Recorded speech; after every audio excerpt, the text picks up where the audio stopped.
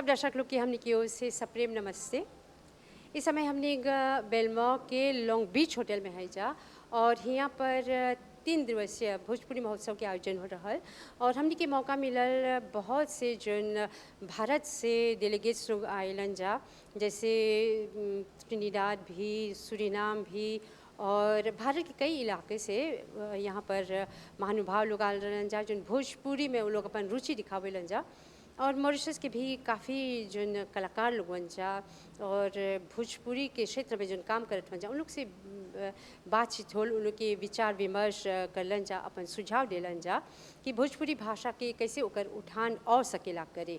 तो ये बहुत सराहनीय कार्य जन है हमने के सरकार की ओर से और हमने के जन ministry of arts and culture की ओर से ये आयोजन हो रहा है और यहाँ पर विचार विनिमय के मौका मिलल है, सब लोग अपन अपन विचार देलन जा।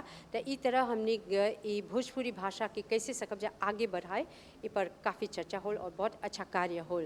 तो 3 दिवसीय जो भोजपुरी महोत्सव होल है, इससे हमने के काफ़ी सुझाव मिलल है और हमने भी रेडियो और टेलीविज़न के कार्य में कैसे सकब जा ओके और अच्छा बनावे और आकर्षक प्रोग्राम तैयार करे, ये पर भी हमने के बहुत अच्छा सुझाव मिलल और सब मिला के ये एगो बहुत सफल कार्य होल है।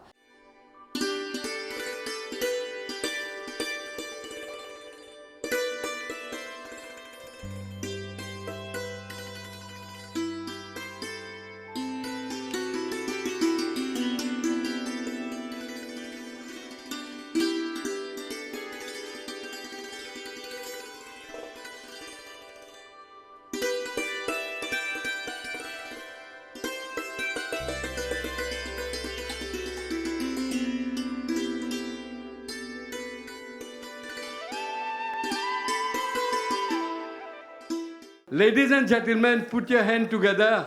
Coming from the north, Vikram Jutan has done a very fabulous work. हमने के जितना छोटा पीढ़ी के बाद सबके भोजपुरी में, आंग्ले में, फ्रांसे में जोली जोली बहुत सुंदर सुंदर फिल्म बने लगवा। हमने के बहुत गर्व के बाद बा कि हम दूसरा बेटा अनिरुद्ध जगन्नाथ के विक्रम के बेच करते बड़ा लोग के पाए लागू, हमारे भाई बहन लोग के प्रणाम, छोटा के प्यार। मॉरिशस में तो लोग के स्वागत बा। हम आशा करीला कि तो लोग जब मॉरिशस अले सा तो ऐसे ने बुझाल कि तो लोग दूसरा देश में हवा सा, कि तो लोग भारत में हवा सा, कहीं पे कहीं एगो कोना बा जोन मॉरिशस है, जोन हमने तो लोग के छोटा भाई है।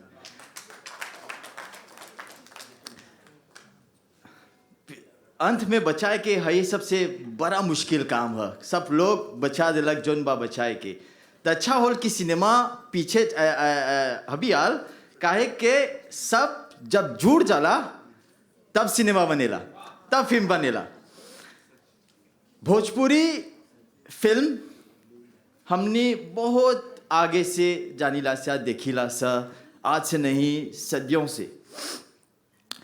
तो दीदी सारिता ने यहाँ पर वो जब हम अली मॉरिशस फिल्म डेवलपमेंट कॉरपोरेशन में, तो देखा था कि हम ही लोग फिल्म करते हैं सर, क्रियोल में, हिंदी में, सब भाषा में करते हैं सर।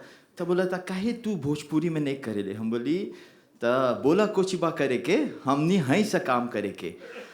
तो एगो ऐसा विषय आल जोन बहुत हमनी के जो लोग जाने ला कि मॉरिस का है, कैसे इतना आगे भरल कि पत्थर जो लोग हमी के गिरमितिया आ रहलन सा, का बोले थली सा, का कर रहलन सा, वो लोग के का बोल के आनलन सा कि जा आवा, जा वहाँ पर पत्थर उठेबा ता सोना मिली।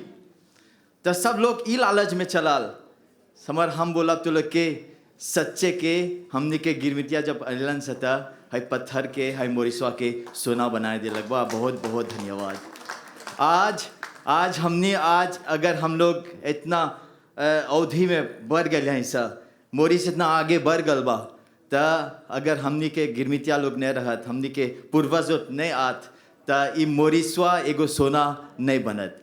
हम नमन करीला हमनी के बड़े आदमी के, जोन लोग हमनी के परदादा लोग आ रहलन सा, वो लोग संस्कार जो संस्कार हमनी के छोड़ के दिलक यहाँ पे कहीं पे नहीं। हम लोग हम भारत कई बार जाइला जोन संस्कार जोन तरह से यहाँ हम लोग जैसे कि रासा जब जन्म लेलक शादी होल जोन जोन गमत रहेला जोन संस्कार रहेला यहाँ पर इतना भाव रूप से यहाँ होला हम के मन के गदगद कर देवला। जैसे हमनी के भाई धर्म बोला कि जब संस्कृति बा तो हमनी के पहचान बा, हमनी के भाषा बा तो हमनी के पहचान बा। तो हमनी के बहुत फियते से यानी कि अनुभव से हम लोग बोल सकिला सा कि हम लोग भोजपुरी हैं, भोजपुरिया हैं सब। आज हम एगो कैसे कर मांग करब कि हमनी जोन जोन बिहारी लोग आल हवन सा, जैसे मोरिस में बा, सुरीनाम में बा, फिजी में बा, आज लेक अभी तक एगो ऐसा फिल्म नहीं बनल बा कि कैसे हमनी के बिहारी भाई बहन हमनी के गिरमिटिया लोग आल बा मोरिस में, कैसे आल हलन सा फिजी में, कैसे आल हलन सा सुरीनाम में।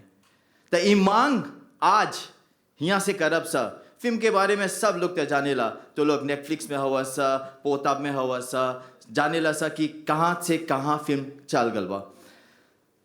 हमनी के पहचान एगो फिल्म, जैसे हमनी फिल्म के माध्यम से जानब सा बहुत डॉक्यूमेंटिया होल बा, बहुत डॉक्यूमेंटिया होल बा मोरिस पर, कैसे हमनी के परदादा लोग बिहार से आल हवन सा, यूपी बिहार से आल हवन सा, लेकिन फिल्म नहीं बनल बा। एगो यहाँ पर हम नमन करब चाचा अभिमन्यु अनंत के लेखक जो रहलन, ओकर फिल्म लाल पसीना, एगो ओकर जो पुस्तक रहल लाल पसीना, ऊपर हमनी सोच रही सा फिल्म बनाए के। बात कर ले हैं हिस्सा हमनी जयपुर में एगो फिल्म मेकर बा चौधरी, हमने के जो फिल्म एगो कलक है वध, हमने मोरिस में रिलीज कर ली ओकर फिल्म। तब बातचीत जारी बा, ये फिल्म हम लोग बनाए के सोच ली सा, और हम वचन देवत हैं कि फिल्म हम लोग करब सा। इसी तरह हम चाहे जाना थली कि दूसरा जो देश बा ओकर कहानी हम लोग नहीं जानी ला सा, कि जोन जोन देश बा तो लोग के भी एगो इतिहास बा, वो इतिहास के चला जाओ के फिल्म में आने, और वो करे के हमनी के सहायता चाहेला भारत से, बिहार से, यूपी से, जयपुर से, जो लोग आल हवन सा भारत से, तो लोग जाके बात करे सा कि कहाँ से हमनी के सहयोग मिली, इतना सहयोग मिली ताकि हम लोग ये सब फिल्म करे सकी। काहे के जब हमनी मोरिस के फिल्म जब शुरू होला, वो शुरू होला बिहार में, वो शुरू होला कलकत्ता से निकल जहाज, छूटल जहाज, कलकत्ता से छूटल जहाज, तो हुआ से फिल्म शुरू होला, तो हुआ से हमनी के सहयोग चाहिए। फिल्म बनाए के बहुत पैसा लगेला, हाँ कि नहीं?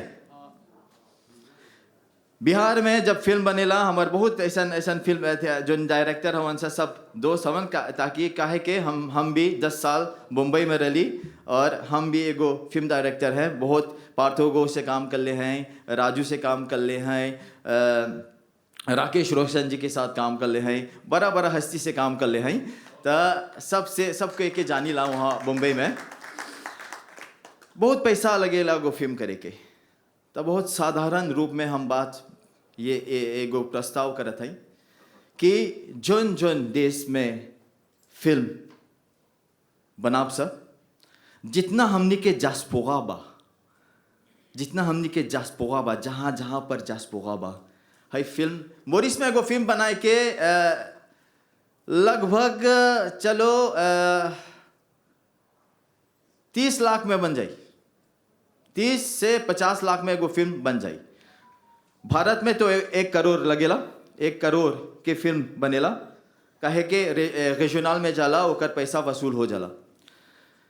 ई भाषा के भोजपुरी के बताए के दुनिया के बताए के पूरा जगत के बताए के कि भोजपुरी लोग हमनी के भाषा कहाँ कहाँ पर गल बा। एकर माध्यम एक ही माध्यम बा, फिल्म बनाए के शुरू करीला सा कि हमनी के इतिहास कि कैसे हमनी के पूर्वज लोग आ रहल का कलन सा, वो लोग में कौन शक्ति रहल ऐसन कि जहाँ जहाँ पर गैलन सा उ देश के चमका के रखलन सा। रहस्य है एगो रहस्य है कि हमनी के बिहारी लोग, हमनी के पूर्वज लोग जहाँ जहाँ पर पैर रखलन सा, अपन पसीना हुआ पर दलन सा, उ देश बहुत आगे बढ़ल। तो ऐसा इतिहास हमनी के बंझेला बनाए के, लेकिन हमनी के ऐसा फिल्म जहला बनाए के जोन हमनी सकब सा नेटफ्लिक्स में डाले, हमनी सकब सा ऐसा प्लेटफॉर्म में डाले ताकि पूरा विश्व सकी देखे। यहाँ पर जोन बैठल हवन सा, यहाँ चाचा रामरुज बा, चाचा धुरंधर बा, जेके देखा थे चाचा जो गावेला, तो इस सब लोग के तो लोग के सहायता चाहिला कि हम लोग एगो फिल्म बनाब सा ताकि हमने फिल्म बनाए सकब सा। फिल्म में स्क्रिप्ट रहेला, कहानी रहेला, गीत रहेला, जालोग रहेला। हम हमेशा बोला कि हमने के जो भोजपुरी इतना प्यारा भाषा है, ऐसा शब्द निकलल बा भोजपुरी में कि जब सुनबा त बहुत कुछ जान सकबा। हमर दादी बोलत हल, पानी पिया छान के, दोस्ती करिया जान के। बहुत बड़ा बात है कि पानी पिया छान के, दोस्ती करिया जान के, तभी तक आगे बढ़बा। हम क्या बोला था कि जोन देश बा अगर हमनी के मिली के परी, हमनी मिल के जहाँ जहाँ पर फिल्म करब सा, है जोन फिल्मवा बा पूरा जोन हमनी के जासपोरा में हुआ जाए। और जब हमनी के फिल्म हुआ जासपोरा में जाए तो वहाँ पर वो लोग वहाँ पर खरीदबा सा, तो जोन पैसा जोन लगल बा फिल्मवा बनाए के उ त निकल जाए, और उ जोन प्रमोशन हो भोजपुरी के और तो लोग के देश के, ये जहला हमनी के करे के प्रतिज्ञा ले। ऐसा जोन आल हमन से यहाँ से बिहार से तो हमनी के पूरा सहयोग मिली। जोन फिजी जोन देश से जोन जासपोरा से अलबा कि हमनी सोचब सा एक बारे में मिलब सा फिर से कि हम लोग जोन हमनी के इतिहास के बा ऊपर फिल्म करब सा, और ऐसा फिल्म जहिला नेटफ्लिक्स पे जाए के और ऐसा फिल्म जहिला सब प्लेटफॉर्म पे जाए के, ताकि हमनी के नौजवान जोन नौजवान बा जानी कि जोन भोजपुरी है एकर जोन इतिहास बा बहुत पुराना बा, और पुराना है जैसे सोना पुराना कभी नहीं होला, तो ये ऐसा सोना है कि कभी पुराना नहीं होई। हमने ऐसा पहला देश है ऐसा जो कॉलेज के फिल्म कंपटीशन बनाइला सा, कॉलेज में फिल्म कंपटीशन करीला सा, और उ बा जो बा सब भाषा के खुलल बा। तो ऐसा कॉलेज भी बा, ऐसा लिखल बा, ऐसा पाठशाला बा जो लोग हिंदी और भोजपुरी में फिल्म करेलन सा। शर्मालन सा नहीं बोलेला कि हम लोग भोजपुरी में फिल्म करब सा। तो मोरिस में अभी तक भोजपुरी जीवित बा, जीवित रही, और हमने ऐसा प्रण है कि हम लोग भोजपुरी के हमेशा जिंदा रखब सा। ऐसा कि एमबीसी में, एमएफडीसी में, गीत में, लेखक में, सब में हम लोग भोजपुरी के जिंदा रखब सा। तो जोन लेजिस्ट्री फिल्म बा मोरिस में ये आगे बढ़ल जब हमनी के पूर्व प्रधानमंत्री अनिरुद्ध जगन्नाथ, जोन प्रवीण जगन्नाथ के पिताजी हवन, जोन अभी प्रधानमंत्री हवन, वो सब सहयोग दिला कि जावा सा, जो चीज़ चाहिला हम खरीदा, फिल्म इंडस्ट्री के आगे बढ़ाओ। और हमनी के जोन प्रधानमंत्री बा अभी प्रवीण कुमार जगन्नाथ ओके और सहयोग देवा था। ओकर भाषण में बोलक, ओकर अंत शब्द में बोलक कि चलो भोजपुरी के और बढ़ाए के ओकर माध्यम जोन सेवी करब सा, जोन करब सा उ फिल्म रही, और पूरा सहयोग दिलक बा, हमसे बचेलक कि पूरा सपोर्ट देवता। धन्यवाद सभी को। और चलो प्रण लेप्सा कि जौन जौन से देश से आल हवसा हुआ के इतिहास चला जा फिल्म में बनापसा और ओके पूरा देश पूरा विश्व में हम लोग दिखापसा कि जौन भोजपुरी भाषा बा जौन भोजपुरिया लोग बा पूरा विश्व में हवंसा और वो लोग बहुत आगे बढ़त हंसा। धन्यवाद।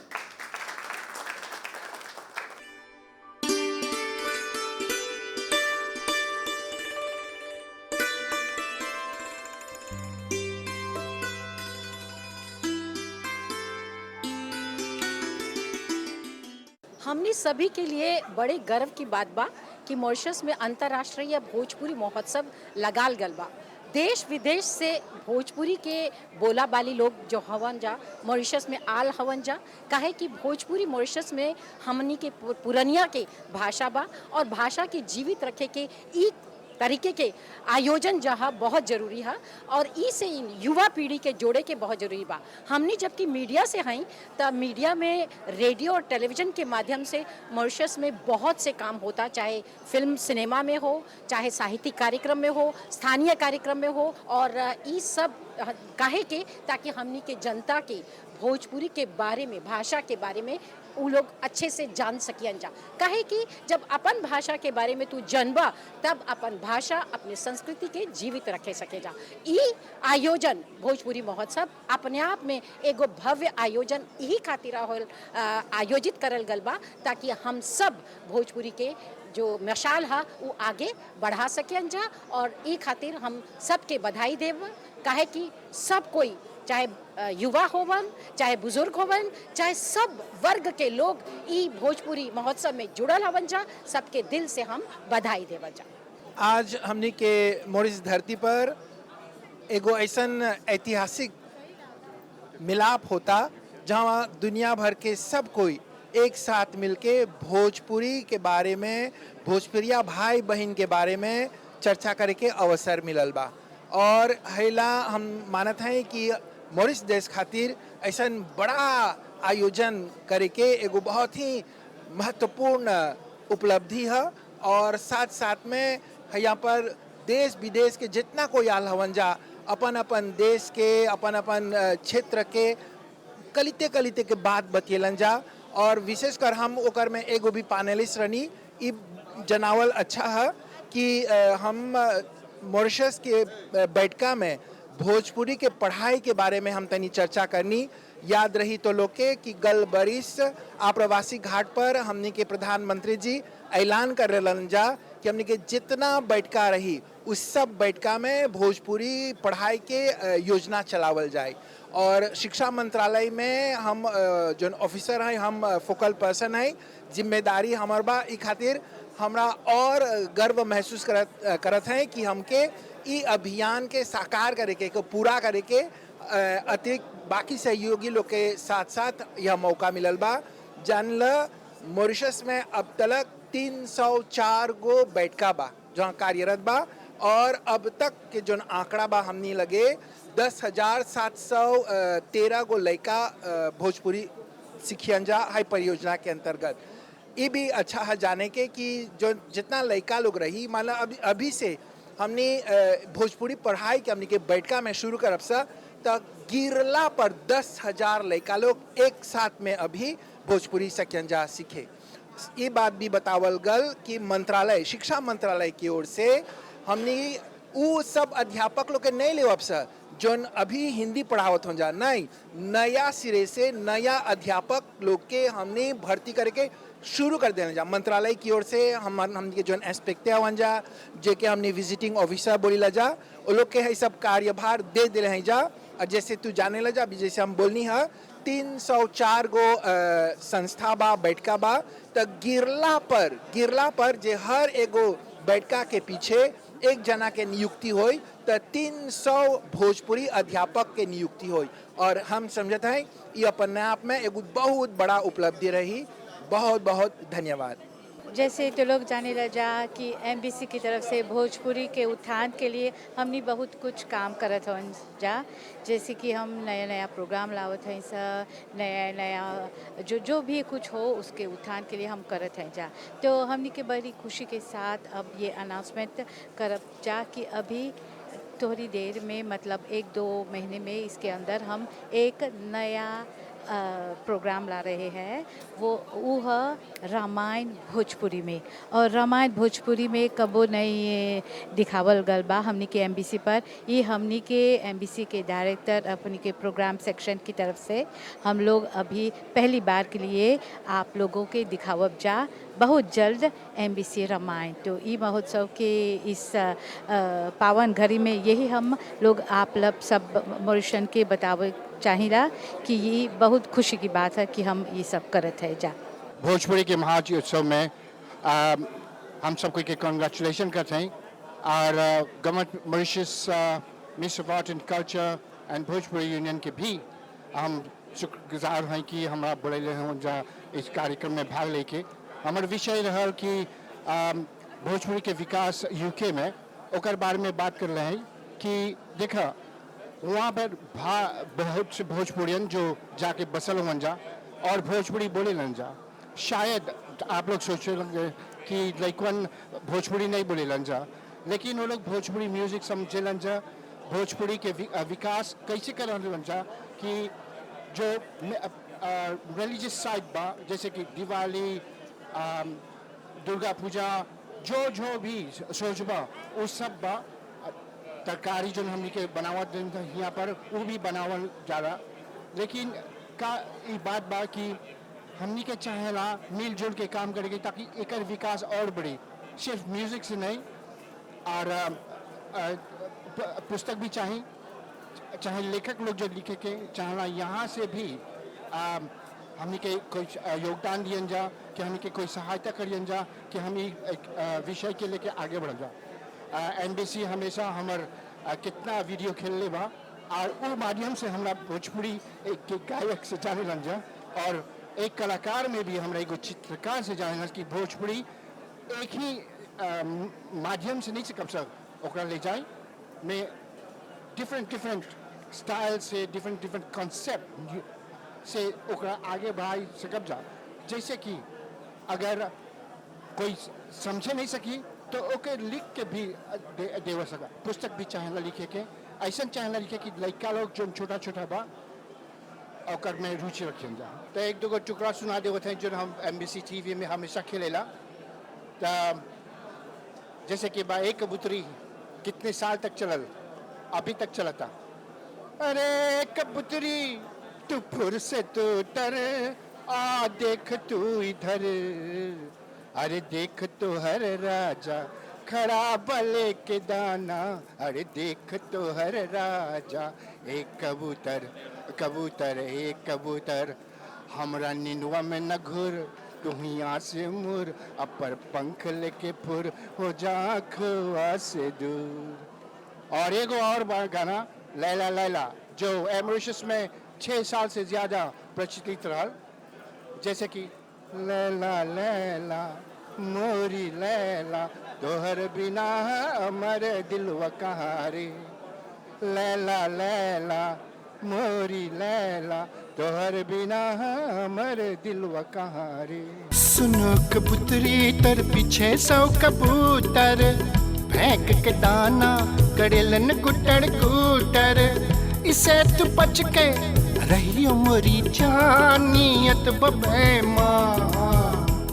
अरे देख तो हर राजा खड़ा भले के दाना, अरे देख तो हर राजा खड़ा भले के दाना, अरे देख तो हर राजा। कबूतर कबूतर है कबूतर, कबूतर है कबूतर, कबूतर है कबूतर, झंडा प्यार का नगार, पूरा कर उपकार, हमर राह न निहार, हो जाब बीमार। हे कबूतरी कबूतरी है कबूतरी, कबूतरी है कबूतरी, कर प्यार का इजहार, थोड़ा आँख मिला ले यार, प्यार को मिल जाए प्यार, बुला ले ऊपर यार। सब कोई के हमार नमस्कार।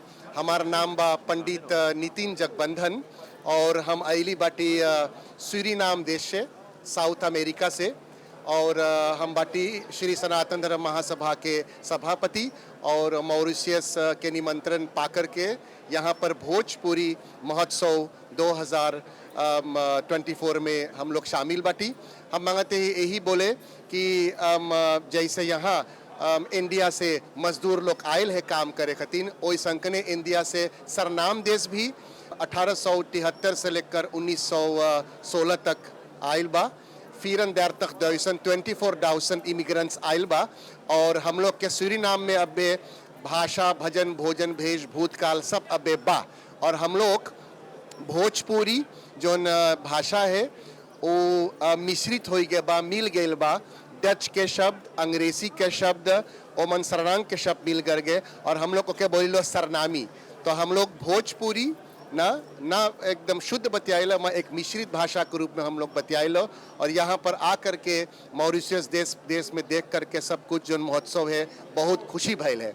और प्रार्थना विनती है सबको इसे कि हम लोग मिलजुल के साथ हिंदी डायस्पोरा मिल करके ये भोजपुरी भाषा जो है कि हम लोग मिल करके हम लोग बचाई।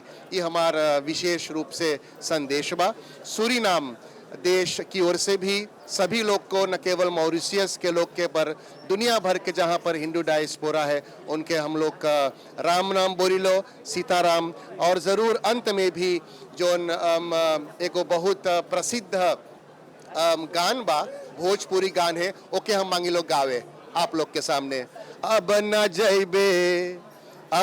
जइबे बबुर बन में कटवा गढ़ जाए। अब न जइबे बबुर बन में कटवा गढ़ जाए। कटवा गढ़ जाए, कटवा गढ़ जाए। अब न जइबे बबुर बन में कटवा गढ़ जाए। रास्ता बबुर बन काहे रे भाई, रास्ता बबुर रे काहे रे भाई। जाए बन मन जिया हो ही दुखारी। नारे पे जइबे, नारे पे जइबे, नारे पे जइबे बबुर मन में कटवा गढ़ जाए। अब ना जय बबुर बन में कटवा गढ़ जाए। तो ई रहा एगो गाना भोजपुरी के जो हम लोग सूरीनाम में गाए लो। अंत में सब कोई के बहुत बहुत प्यार, प्रेम, मोहब्बत, नमस्कार। और साथ मिल करके ये भोजपुरी भाषा जोन तरीका से भी मिश्रित हो गया कि हम लोग को बचाए करे की कोशिश करी। नमस्कार। मॉरिशस के जो हमारे आर्ट एंड कल्चर है उन लोगों को बहुत बहुत धन्यवाद देते हैं हमारे कि आज ये हाई आयोजना करत मन हमने के भोजपुरी की आगे बढ़ाई गई। और वैसे तक जाने ले जा हमने जन्म ले हैं सब भोजपुरी में, आज तक अभी भोजपुरी में ही जा। और ये एक मांग करते हैं हमारे विद्यालय से, जो शिक्षा के मंत्रालय है उनको जो हिंदी जो पढ़ाते हैं, हिंदी पढ़ाते हैं ना, हिंदी पढ़ावे लन जा, तो हमने कैसे शामिल करब जा भोजपुरी के। जैसे कि नया पीढ़ी जो है वो लोग के कैसे हमने के भोजपुरी सिखाई के चाहेला। एक छोटी से आसान तरीका है, जो अध्यापक है, अध्यापकी है, उनके जब सब्जेक्ट में आयन जा, जो अध्यापक है या अध्यापिका है, ओके चाहना बोले के है कौन सी निकले हैं भोजपुरी में थोड़े से हैं। हाई देखा ये हमार माँ है, ये हमार बाप है, ये हमार बर्तन है, ये लाशियत है। समझे वही हिंदी के बोलिए में थोड़ी सी उके दे दो, तो ताकि वो लड़का काल के हमनी के सखी भोजपुरी बचाई। और दूसरा है कि जितना हमनी के जिला है ओकर में चाहे हमनी के जाए के चाहे हौजा परी कि हर पाठशाला जोन बा कि हमनी के अध्यापक के वो लोग के चाहना बोले कि थोड़ी सी हिंदी में थोड़ा भोजपुरी डाले गई। ये हमार प्रार्थना करत हैं कि एकरे हमारी जो नया पीढ़ी बा उनके सफल होई। जितना बड़ा लोग है जैसे हमेशा हमनी के भोजपुरी में बोला जाला बड़कन लोग के गोड़ लागत है जा और छोटकन के दुलार बा। स्वागत हो गल बा 3 दिन के, अब हमनी विदाई देवत हैं सा, विदाई देवत हैं सा काहे कि घर जाए के समय चलाल हमनी के है, लोतेलवा हमनी के नहीं है ना। और ये 5 स्टार के होटल है, 3 दिन रह ली सा है जा, विचार कर लीजा भोजपुरी के बैठक से लेकर के झोपड़ी से लेकर के 5 स्टार होटल में अन लीजा। एक मतलब है कि भोजपुरी के सरकार जो इज्जत देले बाटे, जो ओकर मान सम्मान आन बान शान जो बढ़ैले बा, तो देखला जा पहला दिन प्राइम मिनिस्टर जी अलन खुद सरकार के, हमने के प्रधानमंत्री जी उनका बहुत बहुत धन्यवाद बा। और आज के दिन हमने के महामहिम श्री पृथ्वीराज रूपन जी अलन, काल्हे अलन कनाडा से, काल्हे आयल होवन और जाने ला कितना लंबा सफ़र है, फिर भी भोजपुरी के प्रति इतना प्रेम इतना स्नेह बा, चल अलन दौड़ ले हैजा पड़ी हमने के बीच में, हमने के साथ देवे खातिर।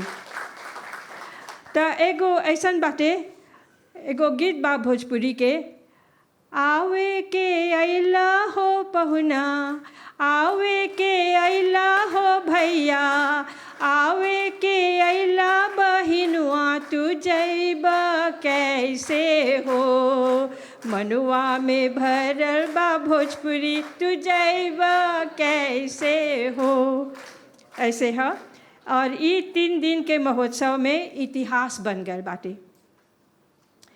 ये इतिहास है कि सब कोई बोलत है ना कि अरे गंवार है तू भोजपुरी कलकतिया बतियावत हुए बिकॉज लॉन्गाज, लेकिन आज देखत हुआ जा हमने के भोजपुरी अंतर्राष्ट्रीय तौर पर अंतर्राष्ट्रीय भोजपुरी दिवस मनावल जाए हर बरिस, और अंतर्राष्ट्रीय भोजपुरी महोत्सव हुआ था।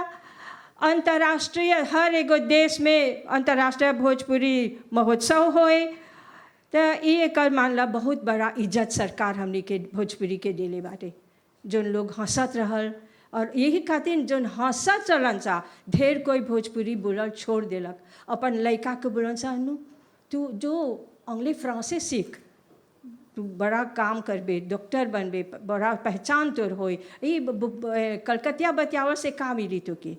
तो यही से ढेर कोई नकारात्मक विचार से भोजपुरी छोड़ दिलन सा। लेकिन आज देखत हुआ जा कितना रौनक, कितना कोई देश विदेश से आकर के इ पर इतना ऊंच विचार के हम सब सेशन में भाग ले ली, देख ली, इतना ऊंच कोटि के विचार बहुत कम सम्मेलन में होवेला। बहुत बहुत धन्यवाद है और सरकार के बहुत धन्यवाद।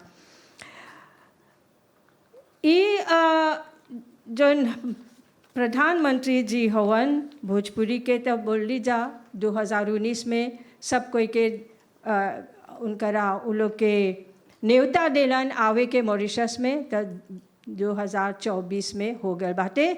और हमनी के जो हमनी के प्रेसिडेंट ऑफ द रिपब्लिक हवन हमेशा हमनी के कार्यक्रम में आवेलन और उनकरा सपोर्ट करेलन, अपन विचार देवेलन, उनकरा बहुत बहुत धन्यवाद देवत है।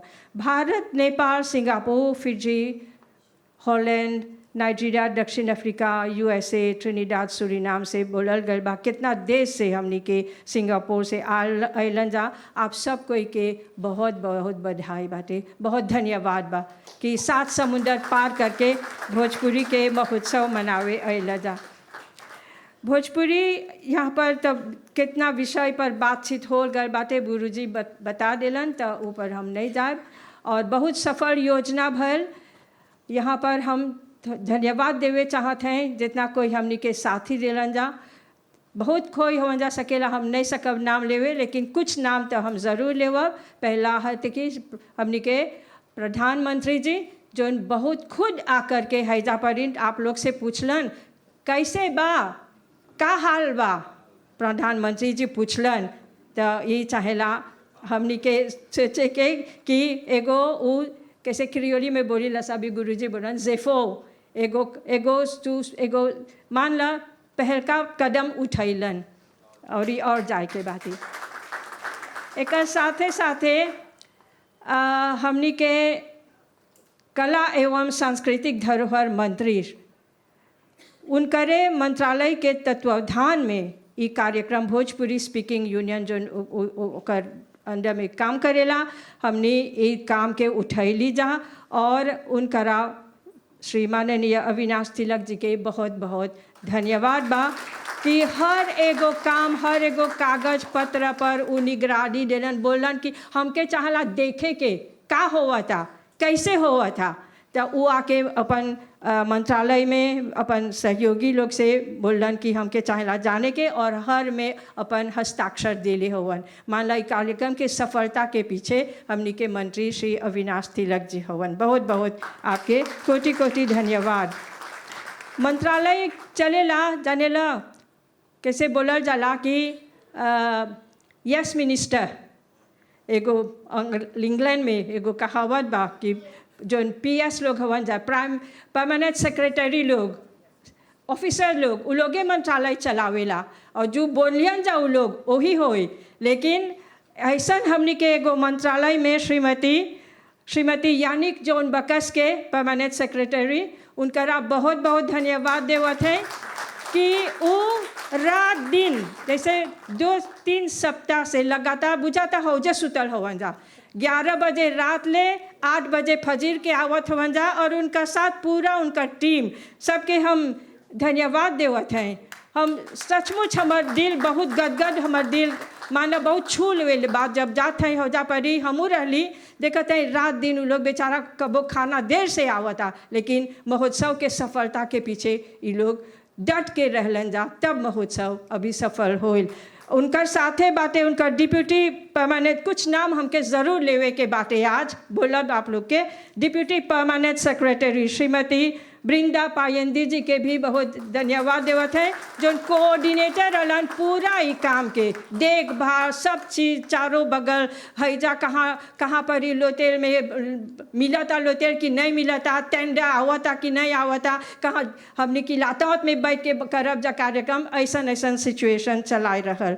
और उनका साथे director of culture Shri Arvind Budan ji उनका बहुत धन्यवाद और उनका साथ साथ उनका डिप्यूटी डायरेक्टर श्रीमती अनुपमा चमन चोमू जी बेचारी रात दिन है डेलीगेट्स लोग के संभाले के फॉरेन डेलीगेट्स लोकल डेलीगेट्स उ लोग के एयर टिकट उ लोग के सब चीज़ देखभाल करे के उ लोग के पेपर्स संभाले के आदि जितना पेपर्स अभी सुनला बहुत इस पर बहुत समय देलन जा। भोजपुरी बहुत ही प्राचीन भाषा है संस्कृत से आयल बाटे और संस्कृत प्राचीन है जितना भोजपुरी में 60 यानी कि 60% जन वोकाबुलरी है संस्कृत से निकल बा तो संस्कृत हमेशा रही तो भोजपुरी भी हमेशा रही काहे के ओकर सुरक्षित संस्कृत करेला पाली भी बाटे और उ के साथ साथ अवधि जन तुलसीदास रामायण के है तो ये सब बोलना से हम 2-3 गो शब्द जो गुरुजी बोलन उनका हम जोर देवत हैं जैसे वो दिनवा हम बोली अब फिर है मंच पर नहीं आवब नहीं जानीला अभी तो बोलत हैं हमार काम हो गए बातें और ये जो विचार हमके 2-3 गो और जोड़े के बाद जो गुरुजी बोलन कि बहुत ज़रूरी बा कि हमनी जैसे अंतर्राष्ट्रीय सेक्रेटेरिएट भोजपुरी सेक्रेटेरिएट और फेस्टिवल करे के अंतर्राष्ट्रीय भोजपुरी दिवस के हर साल मनावे के तब न जागृत रही हमेशा मन में रही दिमाग में रही कि है करे के बा कि बनारस हिंदू यूनिवर्सिटी से हमनी के विशेषज्ञ आल होवन वहाँ पर बाटे शोध सेंटर रिसर्च सेंटर भोजपुरी अध्ययन केंद्र ओकर साथे मिल करके हमनी के परी एगो MOU साइन करे के ताकि और जस्ती यूथ एक्सचेंज आदि सकेला होए। भोजपुरी ऑनलाइन टीचिंग के बारे में तब बोला गया बाटे और इंटरेक्शन बोली हम भोजपुरी के युवा लोग के चाहेला एक्सचेंज करे के जैसे बनारस में जाइए गाजीपुर में जाइए जा छपरा में जाइए जा अपन रूट्स खोजे जाए तो उ लोग के ऐसे मौका मिली भोजपुरी से फैमिलियर होए के।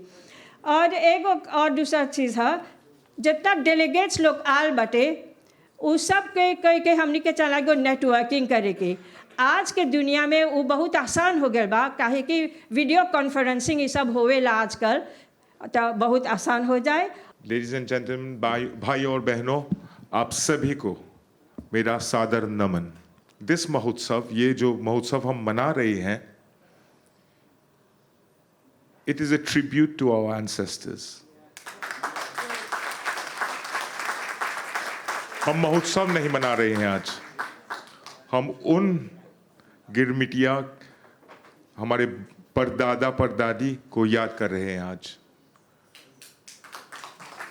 This is their heritage, this is their legacy that we are celebrating today. And you are very right. There are many actors that came together to make this Mahotsav a success, and it has been a success. I'm very proud to be standing here and to say that it has been successful from day one till today. Starting with the participation of international delegates, coming with the participation of our local delegates, the joining hands of various institutions. I will run through all the institutions that actually worked towards this Mahotsav later on. Participation of the Prime Minister, of the President of the Republic. और आप जानते हैं जब राष्ट्र, from government level, you give the blessing on any project, it is bound to be successful. But I have to say that the real architect, without any reserve, the real architect behind the organization of the Bhojpuri Mahotsav is the Prime Minister himself. वो गए थे भारतीय प्रवासी दिवस के लिए in 2019 upon the invitation of Prime Minister Shri Narendra Modi as chief guest Varanasi में, और वहां पर जब उन्होंने भाषण दिया, उन्होंने कहा कि Mauritius will host a Bhojpuri Mahotsav in the coming years. वो थे जिन्होंने ऐलान किया, पर बाद में क्या हुआ, कोविड आया, सब कुछ बंद था, तो हम मना ना पाए. But now we are having the opportunity to organize it, and again, it is testimony to his blessing that he was present for the opening ceremony. I also need to highlight the contribution and the forceful in a positive way, the forceful collaboration of Dr. Sarita Buduji. In a very positive way. I've listened very closely to her speech during the opening ceremony. You have given so much to Bhojpuri. You have done a lot for Bhojpuri. And you have been instrumental as well in making this Mahotsav happen today. So thank you so much. She has been sharing a lot of things with me during her career, what she has done for the Hindu community, for the Bhojpuri language. She is actually the chairperson of the Bhojpuri Speaking Union, doing a lot of things. She has been instrumental in setting up many Geet Gawai schools across the island. And I have to say that this is also the right opportunity to pay tribute to all your effort and all that you have given to the country through the Bhojpuri language, or through all your projects, endeavors, all your actions undertaken, underscored by your passion for the revival of our culture, of our ancestors. Long time back, there was a big Mahotsav that was organized in Pouliar, Antoinette. I was still a kid, and she was the one who organized it. And Pouliar, Antoinette Pouliar, is the first place where our indentured grandparents, when they came from India, the first cohort of Indian laborers, when they came from India, landed in Port Louis, walked all the way to Antoinette Pouliar, and settled there. That was the first batch of Indians. She was the one who highlighted the importance of Antoinette Pouliard. And I am proud also to say that Prime Minister, the cabinet, this government has listed Antoinette Pouliard as a national heritage. I also wish to thank the MGI and all your resource persons. There was a national organizing committee that was put in place by the government to ensure that there is a smooth running of all the preparations. MGI, Arvind, and all other partners from MGI were part of that committee. We've worked together, we followed up things, we worked out the program, we contacted the delegates. There was so much that had been done, and MGI also.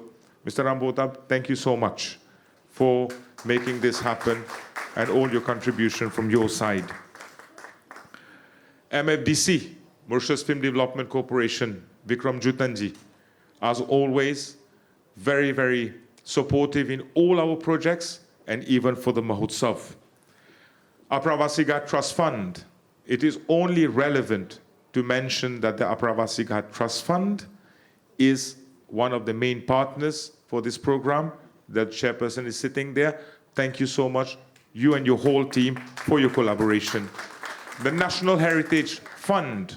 The National Heritage Fund has as mandate to protect, preserve, and promote all our national heritage and ensures that they are kept and well maintained, whether tangible or intangible. Actually, the listing of Git Gawai as a UNESCO World Heritage was mandated to the National Heritage Fund and Dr. Abungu to work out the file for their submission. National Heritage Fund, again, is a key player for the organization of this program. The Ministry of Education. The Ministry of Education, part of the National Organizing Committee, thank you so much for having played a key role in making this happen today. Ministry of Foreign Affairs and to all the officials for ensuring that we have been able to have a smooth organization in terms of getting the delegates in, hosting them, and allowing them to have a good stay in Mauritius, and for the smooth running of the conference. MBC for the coverage, MBC also for the promotion of this conference. Thank you so much. As always, very supportive in all our projects. The Hindi-speaking union, Dr. Ganguji, धन्यवाद देता हूँ आपको for all your assistance, for all your wisdom, advice, and for being part of this big event. The artists, all the artists who performed from day one till today, Git Gawai is a very, very important component of the Bhojpuri-speaking culture. And we have shown it, we have seen it. So thank you so much to all, each and every artist who were part of the Mahotsav. The World Hindi Secretariat, thank you again. We can only reiterate your usual support of the Secretariat and yourself for being here. Thank you so much. We appreciate the fact that you have always been part of any of our main organizations, and we rely on your support for future events. Sudhir Madhu ji, आपको भी धन्यवाद देता हूं। मेरे भाई, अगर आप पहले दिन जब आए थे, आपने देखा यहाँ पर एक टोली थी, वो गाना बजा रहे थे, गा रहे थे, नाच रहे थे, तो ये सब Sudhir Madhu ji 3 days in a row, he's been working on this to make sure that we create the right atmosphere for the Bhojpuri Speaking Union. Thank you so much, my dear friend, and for being present here today. I won't be long. I'm closing my speech, but what I want to say is that Mauritius is a country that believes in culture. Mauritius is a country that knows the strength of our roots. Mauritius is a country, if successful today, is because we value the memory of our ancestors, whether they came from Africa as slaves or whether they came from India as indentured laborers. Mauritius is strong, and Mauritius will go stronger as long as the memory of our ancestors remain alive, not just in our head, but in our heart. And this Mahotsav again is a tribute to all those Pardada Pardadis who have toiled the soil, who have sweated, who have bled, but who have worked hard to make this Mauritius prosperous, to make this Mauritius breed Sarita Buduji, to make this Mauritius breed His Excellency Prithviraj Singh Rupanji, to make this Mauritius breed such stars that today make Mauritius shine on the world map. Thank you so much. बहुत बहुत धन्यवाद. फिर मिलेंगे एक और महोत्सव के लिए. कब होगा नहीं जानता हूं, पर जरूर होगा. बहुत बहुत धन्यवाद.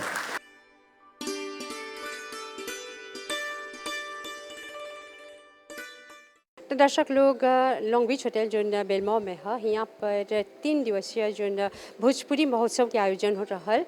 ये काफ़ी सफलता मिलल है और कई डेलीगेट्स जो विदेश से भी आ रहा जा और मॉरिशस के भी भोजपुरिया भाई बहन लोग ई में भाग लेलन जा और अच्छा विचार विनिमय होल है और चर्चा भी होल है कि कैसे भोजपुरी के सकेला हमने और आगे बढ़ाए. हमने के संस्कृति, हमने के जो भाषा जो है भोजपुरी एक कैसे हमने सकब जा और आगे बढ़ाए, इस पर काफ़ी चर्चा होल है. तो हमने आशा करते हैं जा आगे ऐसे ही कार्यक्रम हो और हमने और ई भाषा के सुंदर, रोचक और आकर्षक बनावे की हमने भरपूर कोशिश करब जा. तो ध्यान के लिए बहुत धन्यवाद. हमने की ओर से नमस्ते.